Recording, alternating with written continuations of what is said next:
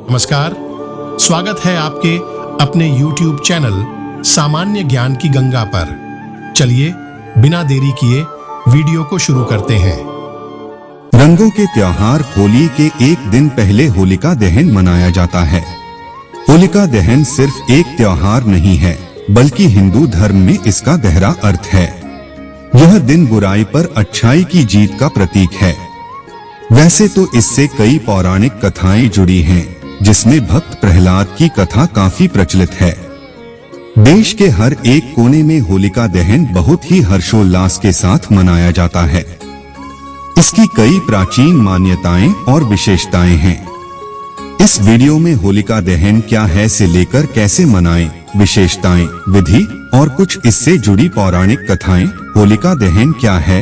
होलिका दहन और होली में अंतर। होलिका दहन कब मनाई जाती है? होलिका दहन का इतिहास। होलिका दहन से जुड़ी कुछ अद्भुत पौराणिक कथाएं, जैसे भगवान शिव और कामदेव की कथा, श्री कृष्ण और पूतना की कथा, राक्षसी धुंधी की कथा आदि लेकर आया हूँ। आज की यह वीडियो बहुत ही जबरदस्त होने वाली है, तो वीडियो को लास्ट तक जरूर देखें। क्या है होलिका दहन? होलिका दहन को छोटी होली के रूप में भी जाना जाता है, जिसे होली के मुख्य कार्यक्रम से एक दिन पहले मनाया जाता है। होलिका दहन बुराई पर अच्छाई की जीत की कहानी है। इस दिन लोग लकड़ियों को एक साथ एकत्र करके एक ढेर तैयार करते हैं, जो होलिका की चिता के रूप में दर्शाया जाता है। सही मुहूर्त पर हर्ष के साथ होलिका दहन किया जाता है और अपनी समृद्धि और सलामती की प्रार्थना की जाती है। होलिका दहन और होली में अंतर। होली भारत का जीवंत और रंगीन त्योहार है। यह जीवन के उत्साह का प्रतीक है। यह क्षमा, मित्रता, एकता और समानता का दिन है। यह बुराई पर अच्छाई की जीत का उत्सव भी है। होली को दो घटनाओं में विभाजित किया जाता है, होलिका दहन या छोटी होली और रंग वाली होली, जिसे धूलिवंदन भी कहा जाता है। धूलिवंदन से एक रात पहले होलिका दहन होता है। अच्छाई द्वारा बुराई को हराने के प्रतीक के रूप में लकड़ी और गोबर के उपले जलाए जाते हैं। धूलिवंदन होलिका दहन के बाद सुबह होता है, तब बुराई पर अच्छाई की जीत की खुशी व्यक्त करने के रूप में एक दूसरे पर रंग लगाया जाता है। होलिका दहन में एक बड़ा दहन कुंड बनाया जाता है और लोग इसमें घी, लकड़ी और खुशबूदार गुब्बारे डालकर उन्हें आग लगाते हैं। होलिका दहन के अगले दिन खुशी के रूप में सभी लोग रंग, अभिनय, अच्छे पकवान, मिठाइयाँ बनाते हैं और फिर बहुत सारी मस्ती के साथ एक दूसरे पर रंग, गुलाल लगाते हैं। होलिका दहन का पर्व होलिका की बुरी ताकत पर भगवान विष्णु के भक्त प्रहलाद की भक्ति की जीत की याद दिलाती है। बुराई पर अच्छाई की जीत को याद करना ही होलिका दहन का उद्देश्य है और इसी जीत का जश्न ही रंगों का त्योहार होली है। होलिका दहन का इतिहास। हिंदू पुराणों के अनुसार हिरण्यकशिपु नाम का एक राजा कई असुरों की तरह अमर होने की कामना करता था। इस इच्छा को पूरा करने के लिए उन्होंने ब्रह्मा जी से वरदान पाने के लिए कठोर तपस्या की। प्रसन्न होकर ब्रह्मा जी ने हिरण्यकशिपु को वरदान स्वरूप उसकी 5 इच्छाओं को पूरा किया कि वह ब्रह्मा द्वारा बनाए गए किसी भी प्राणी के हाथों नहीं मरेगा, कि वह दिन या रात किसी भी हथियार से पृथ्वी पर या आकाश में, अंदर या बाहर नष्ट नहीं होगा, पुरुषों या जानवरों, देवों या असुरों द्वारा नहीं मरेगा, वह अप्रतिम हो, कि उसके पास कभी न खत्म होने वाली शक्ति हो और वह सारी सृष्टि का एकमात्र शासक हो।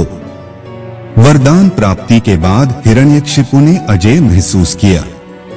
जिस किसी ने भी उसके वर्चस्व पर आपत्ति जताई, उसने उन सभी को दंडित किया और मार डाला। हिरण्यकशिपु का एक पुत्र था प्रहलाद। प्रहलाद ने अपने पिता को एक देवता के रूप में पूजने से इनकार कर दिया। उसने विष्णु में विश्वास करना और उनकी पूजा करना जारी रखा। प्रहलाद की भगवान विष्णु के प्रति आस्था ने हिरण्यकशिपु को क्रोधित कर दिया और उसने प्रहलाद को मारने के लिए कई प्रयास किए, जिनमें से सभी असफल रहे। इन्हीं प्रयासों में एक बार राजा हिरण्यकशिपु की बहन होलिका ने प्रहलाद को मारने के लिए अपने भाई का साथ दिया।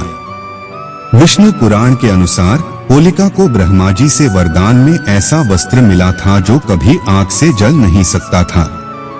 बस होलिका उसी वस्त्र को ओढ़कर प्रहलाद को जलाने के लिए आग में आकर बैठ गई। जैसे ही प्रहलाद ने भगवान विष्णु के नाम का जाप किया, होलिका का अग्निरोधक वस्त्र प्रहलाद के ऊपर आ गया और वह बच गया, जबकि होलिका भस्म हो गई थी।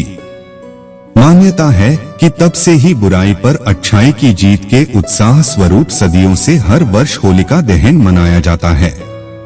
होलिका दहन की कथा पाप पर धर्म की विजय का प्रतीक है। होलिका दहन से जुड़ी कुछ अद्भुत पौराणिक कथाएं, जैसा कि अधिकतर यही कथा प्रचलित है कि होलिका नामक असुरी के दहन और विष्णु भक्त प्रहलाद के सकुशल अग्नि से बच जाने की खुशी में ही होलिका दहन और होली का पर्व मनाया जाता है। परंतु इसके अलावा भी होलिका दहन से जुड़ी कई पौराणिक कथाएं हैं, जो कि इस प्रकार हैं। भगवान शिव और कामदेव की कथा। जब भगवान शिव की पत्नी सती ने अग्नि में प्रवेश किया और अपने पिता दक्ष द्वारा भगवान शिव को दिखाए गए अपमान के कारण मृत्यु को गले लगा लिया, तो वह पूरी तरह से टूट गए थे। उन्होंने अपने कर्तव्यों को त्याग दिया और गंभीर ध्यान में चले गए। इससे दुनिया में विनाशकारी असंतुलन पैदा हो गया, जिससे सभी देवता चिंतित हो गए। इस बीच सती का देवी पार्वती के रूप में पुनर्जन्म हुआ। वह भगवान शिव से विवाह करना चाहती थी, लेकिन भगवान शिव को इसमें कोई दिलचस्पी नहीं थी और उन्होंने उसकी भावनाओं को अनदेखा करना चुना। तब देवताओं ने भगवान शिव को प्रभावित करने के लिए कामदेव को भेजने का फैसला किया, ताकि उनके और पार्वती के बीच विवाह संपन्न हो। इंद्र ने कामदेव को बुलाया और उन्हें बताया कि राक्षस राजा तारकासुर को ऐसे व्यक्ति द्वारा ही मारा जा सकता है जो शिव और पार्वती का पुत्र हो। इंद्र ने कामदेव को भगवान शिव में प्रेम जगाने का निर्देश दिया, ताकि वह पार्वती से शादी करने के लिए राजी हो जाएं। कामदेव अपनी पत्नी रति के साथ अपने कार्य को पूरा करने के लिए भगवान शिव के पास गए।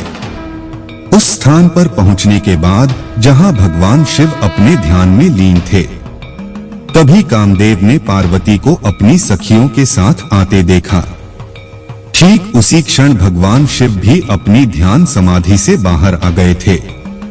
कामदेव ने भगवान शिव पर अपने कामबाण से प्रहार किया, जिसका उन पर गहरा प्रभाव पड़ा। भगवान शिव पार्वती के अद्भुत सौंदर्य पर मोहित हो गए और उनका हृदय उनके लिए प्रेम से भर गया। लेकिन साथ ही वह अपने व्यवहार में अचानक आए बदलाव से हैरान थे। भगवान शिव ने अपने चारों ओर देखा। उन्होंने देखा कि कामदेव हाथ में धनुष बाण लिए बाईं ओर खड़े हैं। अब उन्हें पूरा विश्वास हो गया था कि यह वास्तव में यह कामदेव ने ही किया है। अत्यंत क्रोध के परिणाम स्वरूप भगवान शिव की तीसरी आंख खुल गई और कामदेव भस्म हो गए।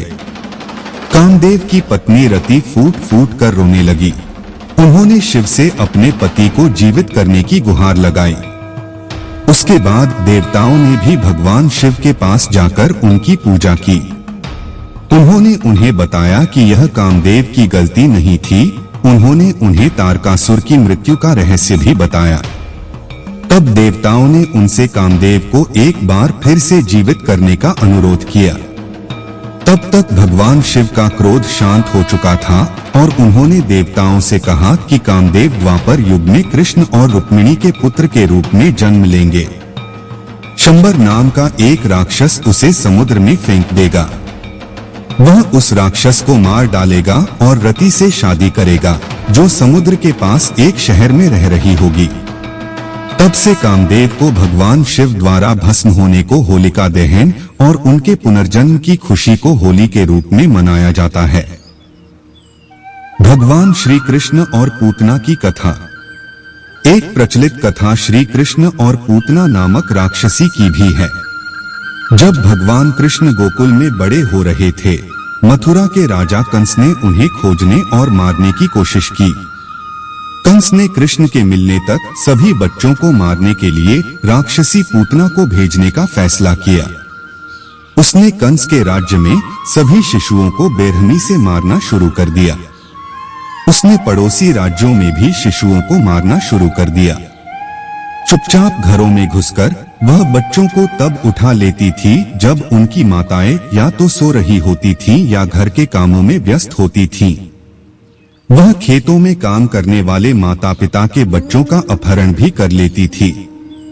राज्य के सभी बच्चों को खत्म करने की अपनी खोज में पूतना कृष्ण के गांव पहुंची। वह सूर्यास्त के बाद गांव में दाखिल हुई ताकि कोई उसे पहचान न सके। वह जहां भी जाती लोगों को यशोदा और नंदराज के नवजात शिशु के बारे में बात करते सुनती थी। नन्हे बालक के दिव्य रूप को देखकर हर कोई मंत्रमुग्ध नजर आ रहा था। पूतना ने तुरंत जान लिया कि यही वह बालक है जिसकी उसे तलाश थी। उसने रात गांव के बाहर बिताने और सुबह कृष्णा के घर जाने का फैसला किया। पूतना ने एक सुंदर स्त्री का वेश धारण किया और के यशोदा और नंद के घर पहुंची, जहां यशोदा ने उनका अच्छी तरह से स्वागत किया। उसने अपना परिचय दिया और यशोदा से अनुरोध किया कि वह उसे कृष्ण को खिलाने की अनुमति दे।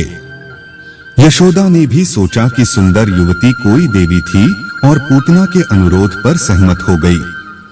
पूतना ने नन्हे कृष्ण को गोद में उठा लिया और उसे खिलाने लगी और अपने जहरीले दूध का स्तनपान उसे कराने लगी। उसने सोचा कि कुछ ही मिनटों में कृष्ण निर्जीव हो जाएंगे। इसके बजाय पूतना को अचानक ऐसा लगने लगा जैसे वह छोटा लड़का उसके जीवन को चूस रहा हो। उसने कृष्ण को अपने से दूर करने की कोशिश की, लेकिन ऐसा करने में असमर्थ रही। बच्चे को डराने के लिए वह अपने मूल रूप में वापस आ गई। वह हवा में उड़ने लगी ताकि बच्चा डरकर उसे छोड़ दे, लेकिन सब व्यर्थ था। कृष्ण ने उसे जाने नहीं दिया और अंततः पूतना के पूरे जीवन को चूस लिया। पूतना का निर्जीव शरीर भूमि पर गिर पड़ा और तब से ही पूतना जैसी बुराई के अंत के प्रतीक के रूप में होलिका दहन करने की मान्यता है। राक्षसी धुंधी की कथा। एक और कथा राक्षसी धुंधी की है। रघु राज्य की राक्षसी धुंधी भोले भाले लोगों और विशेष रूप से छोटे बच्चों को परेशान करती थी। धुंधी को भगवान शिव का वरदान था कि वह देवताओं पुरुषों द्वारा नहीं मारी जाएगी और न ही गर्मी, सर्दी या बारिश से या किसी भी शस्त्र से पीड़ित होगी। इन आशीर्वादों ने उसे लगभग अजेय बना दिया, लेकिन उसमें एक कमजोर बिंदु भी था। उसे भगवान शिव ने भी श्राप दिया था कि वह चंचल लड़कों से खतरे में होगी जो उसे परेशान करेंगे। राजा ने पुजारी से परामर्श किया। उन्होंने बताया कि फाल्गुन को शीत ऋतु समाप्त हो जाती है और ग्रीष्म ऋतु का प्रारंभ हो जाता है। धुंधी को दूर भगाने के लिए यह उपयुक्त समय होगा। समय आने पर गांव के साहसी लड़कों ने उससे हमेशा के लिए छुटकारा पाने और उसे गांव से भगाने का फैसला किया। लड़कों ने लकड़ी और घास का ढेर इकट्ठा किया, उसमें मंत्रों से आग लगा दी, ताली बजाई, आग के चारों ओर चक्कर लगाने लगे।